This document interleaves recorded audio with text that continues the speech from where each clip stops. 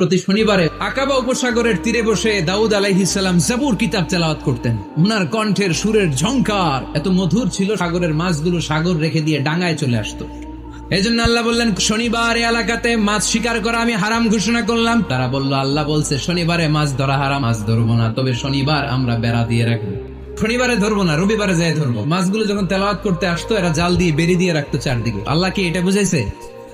শনিবারে যত মাছগুলো এসেছে এগুলো ধরা যাবে না, যখন আবার সাগরের প্রবাহে ভেসে চলে যাবে তোমরা আবার নৌকা নিয়ে মাছ শিকার করতে পারবে। এবার দাউদ আলাইহিস সালামের কওমের লোকেরা কৌশল করা আরম্ভ করে দিল।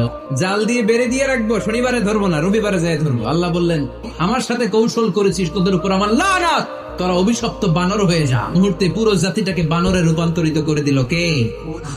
এজন্য খবরদার। আমাদের দেশে আরেকটা সিস্টেম আছে, হিলা বিয়ে আছে না নাই? তখন হয়ে যায় কমপ্লিটলি ডিভোর্স। তখন ওই স্ত্রীকে যদি আবার ফিরে আনতে হয় ইসলামের